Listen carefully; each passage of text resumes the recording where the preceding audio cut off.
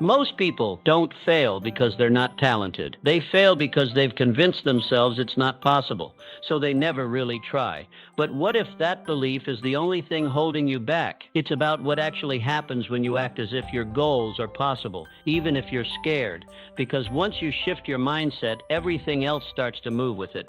One believe as if the future already belongs to you. There is a force far more powerful than talent or education. It is belief, and until you possess it, all your potential sleeps like a lion in chains. Belief is not a wish. It is not hope. It is the inner knowing that what you desire is already yours. When you believe with unwavering certainty, when your heart and your mind align in agreement with your future, you tap into the hidden engine of creation. Belief doesn't simply change what you do, it transforms who you are. It elevates your identity until the impossible bows before your conviction. Understand this truth. Most people float through life with weak intentions. They wish things would change. They hope for a breakthrough, but they do not believe. The Apostle Paul said in Romans 4:17 that faith calls those things which are not as though they were. That's not poetry. That's a law of the mind. The person who acts as if it already is will always outperform the one who waits for proof. Your belief must come before the evidence. The evidence does not build the belief. The belief commands the evidence to appear. Take possession of your mind. Dominate it. Train it. You must become the guardian of your thoughts, refusing to entertain doubt, fear, or hesitation. These are lies, smoke, shadows that dissolve the moment you shine the spotlight of belief on them. The world will offer you reasons to stop, to wait, to shrink, but you must reject them all. You must say, I do not negotiate with my destiny. For what is real is not what others see, it is what you decide to be real. John D. Rockefeller understood this. Born into obscurity, surrounded by scarcity, he believed from the earliest days that he was destined to build empires. He did not wait for others to crown him successful. He carried that crown in his posture, his voice, his actions, even as a young man earning meager wages. He was not pretending. He was proving a reality already established in his spirit, and the world eventually caught up. So must you. Your belief is the seed. Your daily actions are the water. Your persistence is the sunlight. Together they create a harvest that others will call miraculous, though you knew it all along. This is not fantasy. It is principle. It is the same law that has governed every man or woman of significance who rose from nothing to greatness. Nurture your belief. Feed it daily.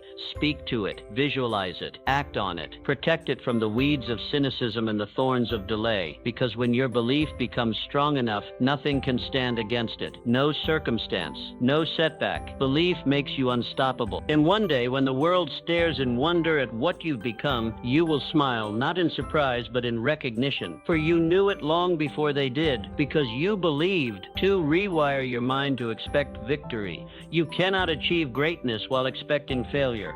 That is not merely a statement. It is a spiritual law. No individual can rise higher than the thoughts he allows to dominate his mind. If you secretly expect to lose, you will. If you prepare for defeat in your heart, no strategy can rescue you. The mind, once conditioned to fear, to doubt, to see obstacles instead of opportunity, will sabotage every chance at breakthrough. And this sabotage is not loud. It is subtle. It appears in hesitation, in procrastination, in excuses. You will call it wisdom or realism, but it is fear in disguise. But here is the liberating truth. Just as the mind was trained to doubt, it can be trained to expect victory. It is not fixed. It is fertile. It grows what you plant. Proverbs 23:7 declares, as a man thinketh in his heart, so is he. This is not poetry. This is law. Your mind is the factory of your fate. What you feed it will manifest as your experience. Feed it fear, you harvest failure. Feed it faith, and you will see possibilities stretch before you like a sunrise after a long night. So each morning, you must take possession of your mind before the world lays claim to it. Speak your vision aloud. Command your inner world before the outer world can impose its noise. See yourself already victorious, already walking through the doors you once thought were locked. Think in terms of abundance, not scarcity. Speak of potential, not limits. Expect good. Prepare for progress. Let no negative image occupy the canvas of your imagination, because whatever holds your focus shapes your future. Challenges will come, that is a guarantee, but you must rewire your perception. Challenges are not stop signs, they are stepping stones. They are not proof that you should turn back, they are tests to qualify you for the next level. Remember James J. Bratt. During the Great Depression, he went from being a broken dock worker to the heavyweight boxing champion of the world. But long before his fist found triumph, his mind found hope. He trained himself to believe in the comeback. He envisioned himself rising when the world expected him to stay down. And because he believed, he fought differently. He endured more. He walked into the ring already crowned in spirit. The moment you believe the tide can turn, life begins to align itself with that expectation. Circumstances shift, people appear, opportunities emerge, not because they weren't there before, but because now your eyes are trained to see them. The current of life begins to flow in your favor when your belief becomes stronger than your fear. And that is not luck, that is cause and effect. You must become the architect of your inner world. Construct a vision so strong, so clear, that no temporary defeat can shake it. Discipline your thoughts. Monitor them like a watchman at the gate. Refuse to let mediocrity or comparison take root. Every day is a battle for belief, and every time you expect better, you rise higher. Train your mind to expect elevation, and elevation will find you. This is the secret of the achievers, the victors, the giants of history. They mastered their internal climate even when the external weather screamed failure. They saw sunshine when the sky was gray. They acted rich when their pockets were empty. And because they believed differently, they lived differently. So I ask you, what do you expect? What do you see when you close your eyes? Do you see a future worth fighting for? Then begin to think like it, speak like it, walk like it. Refuse to entertain any version of reality that contradicts your vision, for your life will always follow the direction of your most dominant thoughts. Victory does not visit the doubter. It belongs to the one who expects it, plans for it, and refuses to settle until it is theirs. The current is waiting. Believe and watch it carry you to heights you once only dreamed of. 3. Act as if your goals are non-negotiable. The average man treats his goals like wishes. Fragile ideas easily broken by delay, discomfort, or distraction. He says, I want, but he does not mean I will. He waits for ideal conditions, for signs, for validation. But you must be different. If you are to rise, if you are to lead a life of power and legacy, then your goals must become law, non-negotiable, unbreakable, final. You must treat your objective not as a dream, but as a command you have issued to yourself and to the universe, a command that cannot return void. You are not here to beg the world for favor. You are here to declare your outcome and back it with unshakable conviction. Success is not given to the man who hopes. It is earned by the one who decides. Your mind must be made up so completely, so finally, that even if storms arise or obstacles stand tall, you walk forward without blinking. Your decision must burn within you like a divine fire, unquenchable, untamed, unstoppable. This is the energy of creation. In Exodus 14:15, God did not tell Moses to wait for the sea to part. He commanded him to go forward. It was only after Moses moved that the waters split. So it is with your life. The path does not appear before your step. It appears because of your step. Most people wait to see the full staircase. But power belongs to the one who climbs with faith in his feet. Do not wait. Move. Even when the road looks like ocean. Madam C.J. Walker understood this. Born into poverty as a washerwoman's daughter, she could have accepted the script handed to her by society. But she did not. She rewrote her story. She did not treat her goal as a gamble. She treated it as a destiny. She acted quickly, built strong alliances, learned relentlessly, and moved with a sense of divine urgency. She didn't have time for excuses, for doubts, or for the opinions of lesser minds. Her belief became her armor. Her goal became her law. You must now do the same. Carry yourself not as someone hoping for transformation, but as someone already becoming the future you envision. Your walk must change. Your voice must deepen with certainty. Your eyes must reflect a soul that has decided when you speak, the world should hear the echo of inevitability. When you move, the ground should sense purpose. This is how kings and queens are forged. Too many dreamers fail not because their goals are too high, but because their belief is too low. They negotiate with their goals. They allow feelings to interfere. But when a goal becomes a law, there are no off days. There are no back doors. There is only forward, only fire, only finish. Write your vision on the tablet of your heart. Burn it into your habits. Protect it with your time. Water it with action, and watch how doors open that logic cannot explain. Watch how people appear, how opportunities arise, how favor flows, not because you are lucky, but because the universe obeys those who believe enough to move. Make your goal a law. Let it become your identity. And once it does, no force on earth can stop its fulfillment. 4.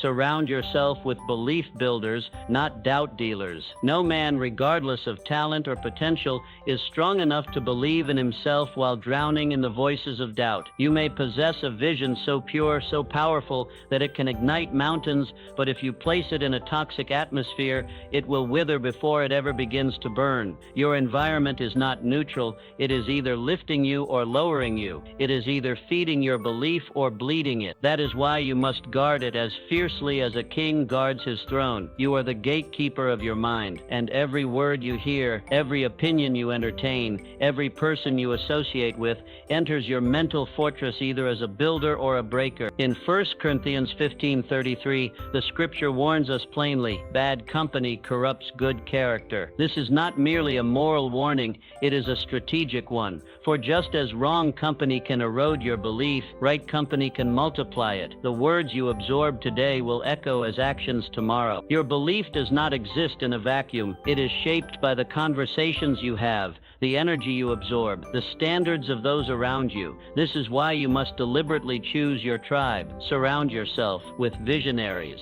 People who speak to your purpose, not your past. People who fan your flame, not smother it. If those in your proximity do not challenge your doubts and call out your greatness, they are not allies. They are liabilities. Booker T. Washington, born into slavery and limitation, rose to become a national leader in education and upliftment. How? Not by wishful thinking, not by raw talent alone. He surrounded himself with mentors, educators, and allies who reflected back to him the future he envisioned. His success was not a solo journey, it was a strategic environment. He built a circle that demanded growth, that reinforced belief, and that gave him no room to shrink. You must do the same. Audit your environment ruthlessly. If someone consistently plants seeds of fear, doubt, or limitation in your soil, they are poisoning your garden. Remove them with love, but with finality. Then replace them with those who speak in the language of elevation. Find those who think bigger, who act boldly, who see the unseen with faith and move like destiny is their birthright. Iron sharpens iron, and your belief will never grow to its fullest strength in isolation. You need shared vision. You need voices that echo your conviction. You need people who say, let's go higher, when your mind whispers, maybe we should stop.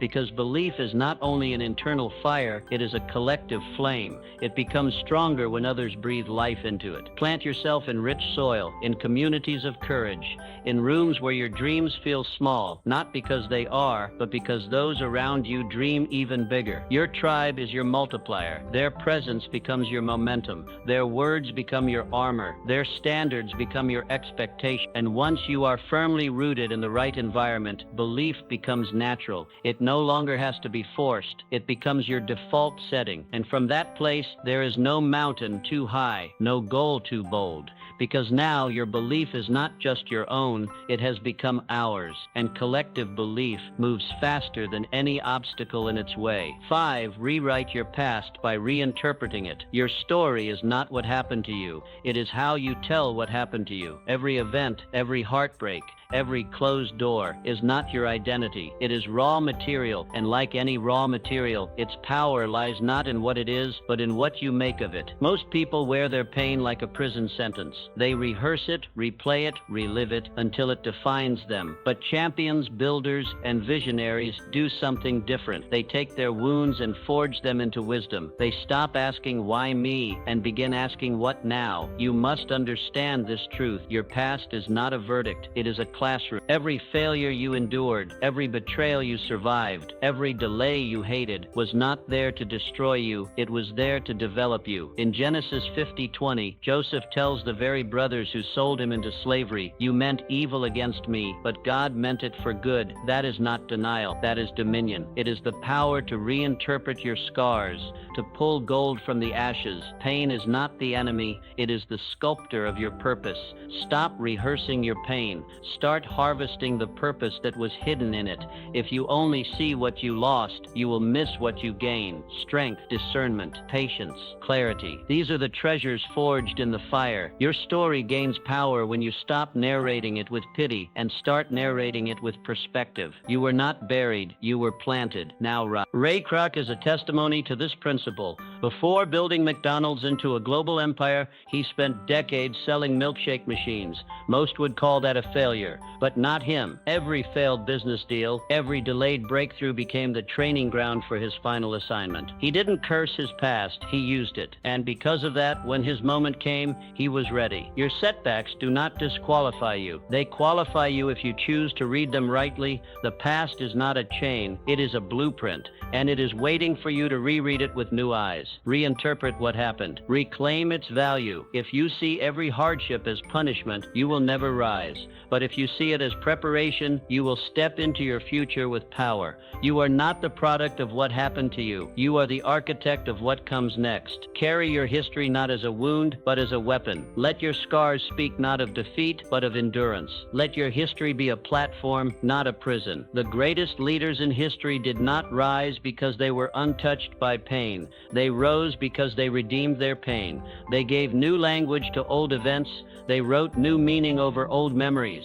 You must now do the same. Begin to bless your past. Speak life over it. Say, that taught me, that trained me, that was necessary. Because when you bless your past, your future opens with grace. The gates swing wide. The atmosphere shifts. And you begin to move, not with regret, but with revelation. Your story is a sword. Wield it. Let your testimony be a declaration that pain was never the end. It was only the beginning of your power. Use challenges to sculpt your belief. Your belief is like a muscle. It does not grow in comfort, but under pressure. Without resistance, your faith remains flabby, soft, and untested. It may sound good in speech, but it has no strength in battle. Just as muscles tear before they rebuild stronger, your belief must be tested before it becomes unshakable. And this is not punishment. It is preparation. James 1:2 tells us plainly, "Count it all joy when you fall into various trials, knowing that the testing of your faith produces endurance." Trials are not barriers to destiny. They are bridges to it. We must stop viewing challenge as something to avoid. It is the gymnasium of the soul. Every hardship, every delay, every disappointment is a weight that, when lifted, builds inner might. Challenge is your sculptor. Let it carve away your doubts. Let it chisel your excuses. Let it define your edges and reveal your essence. The very pressure you resist is the pressure designed to reveal your power. When the world pushes you back, push harder. When your plans collapse, build smarter. The test of belief is not in how loudly you declare it when things are easy, but in how firmly you stand when everything shakes. Faith that only functions in fair weather is not faith. It is fantasy. But belief that stands its ground in the storm becomes invincible. George Washington Carver, born into slavery, orphaned, and denied access to most opportunities, he had every reason to fold, but he did not fold. He focused. He studied the peanut, a simple, overlooked crop, and extracted over 300 inventions from it. Paints, oils, plastics, medicines. Where others saw limitation, he saw innovation. He turned resistance into revelation. His adversity became his advantage. That is how you must begin to view every setback. Not as evidence of failure, but as opportunity in disguise. When pressure comes, let it press you into purpose. When delays appear, let them deepen your discipline. When opposition rises, let it refine your strategy. Each trial becomes your trainer. Each hardship becomes your hammer. And you become forged like steel. Your belief does not become unstoppable because it avoids fire. It becomes unstoppable because it walks walks through fire and emerges forged. The ones who achieve greatness are not those with easy paths, but those who learned how to turn pressure into progress. They don't just survive, they transform. So the next time you face a wall, don't retreat. Let that obstacle become your exercise. Let resistance become your routine. You are not losing time when you face difficulty. You are building the very traits required for your destiny. Every great structure requires deep foundations, and foundations are built through force. Let every trial remind you of who you are becoming. Let every hardship remind you that belief is not passive. It is active. It is gritty. It is determined. You are not meant to be crushed by life. You are meant to conquer it, but only if you embrace the pressure that molds you. Let every setback become your setup for comeback. Let every valley become your proving ground. And when it is over, let the world see a version of you that could only have been built in the fire, because belief, when tested, becomes truth,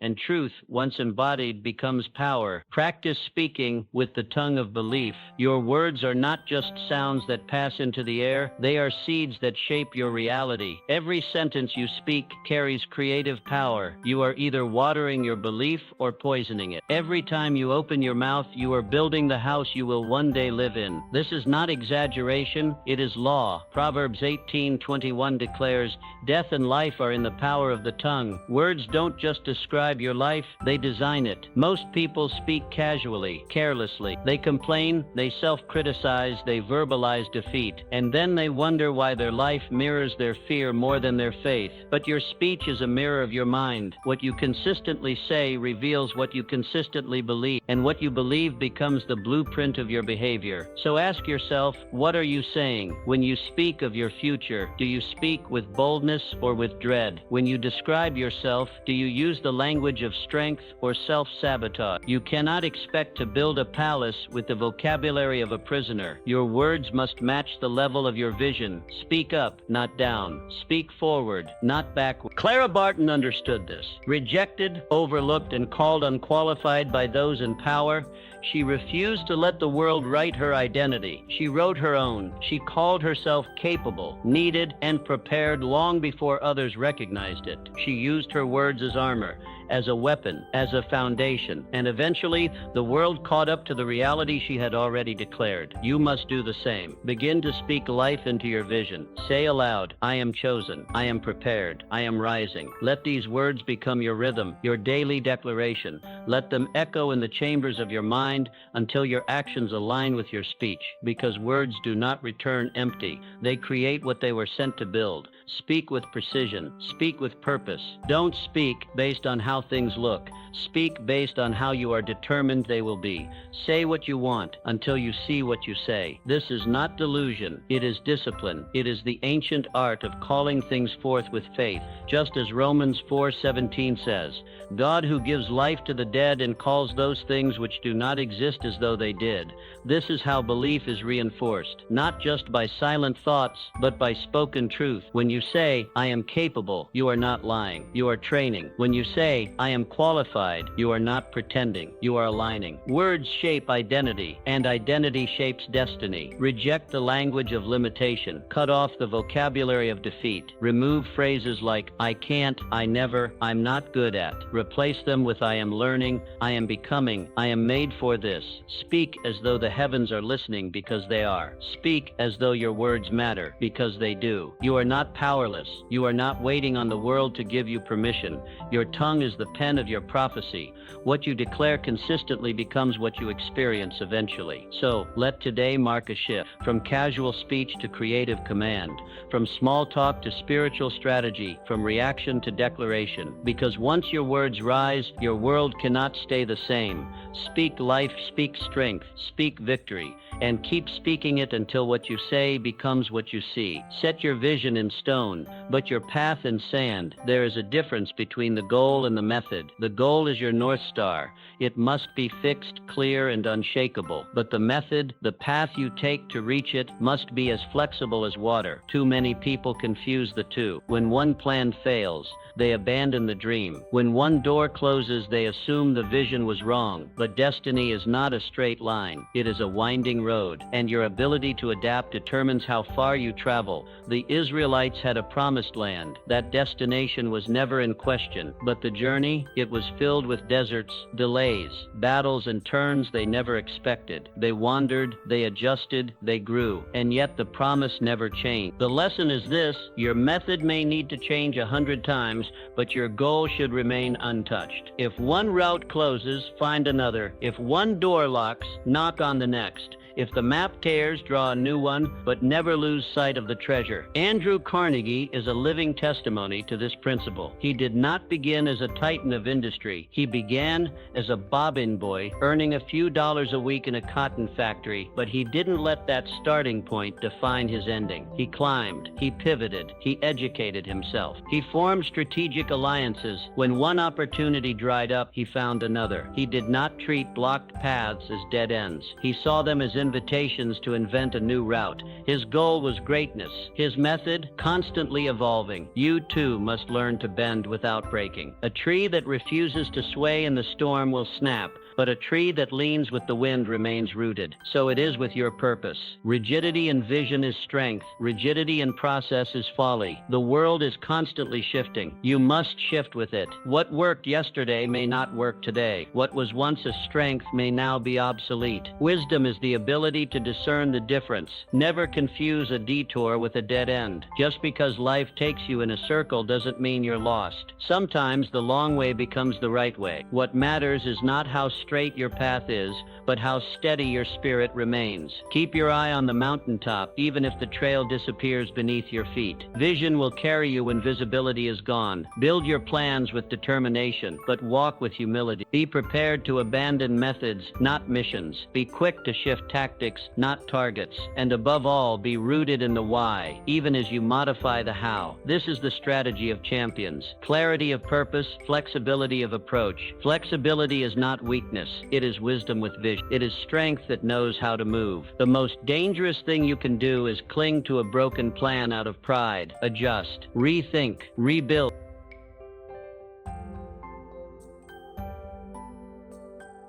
Not because your goal has failed, but because you are wise enough to evolve with the terrain. So as you pursue your purpose, remember this: the method is the servant, not the master. Let your dream stand like a mountain. Let your method flow like a river. And no matter how often the path twists, never question the destination. Stay fixed in your goal. Stay fluid in your method, and you will arrive stronger, wiser, and exactly where you were always meant to be. 9. Take full ownership of your power to choose. Everything in your life begins with a decision, not a condition, a decision. Far too many wait for the perfect time, the right mood, or the ideal circumstances to act. But life does not reward hesitation. It rewards clarity. It rewards boldness. Deuteronomy 30:19 issues a divine command. I have set before you life and death, blessing and cursing, therefore choose life. This is not a suggestion. It is a call to power, because choice is the steering wheel of destiny. Where your life goes next is not up to luck. It is up to what you decide now. People do not fail because they lack talent.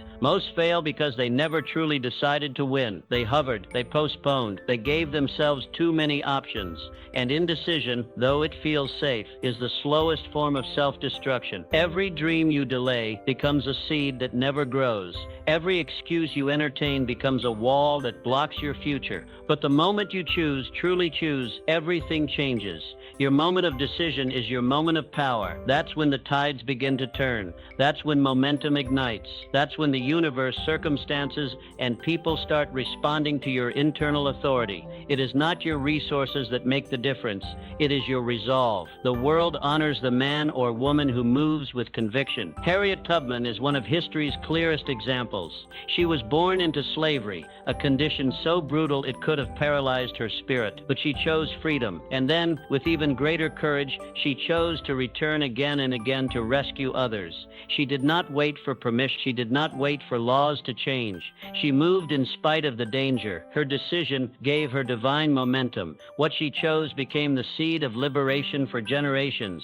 You must now do the same. Choose your standard. What will you no longer tolerate? What level of excellence will you now demand of yourself? Choose your direction. Where are you truly going, and what is worth giving your life to? Choose to cut off every excuse, every lie that tells tells you it's not the right time. Let today be the day you stop waiting and start becoming. When you decide, the world adjusts. Resources that were hidden begin to surface. Opportunities that were locked start to open. Not because the world changed, but because your posture did. You are no longer passive.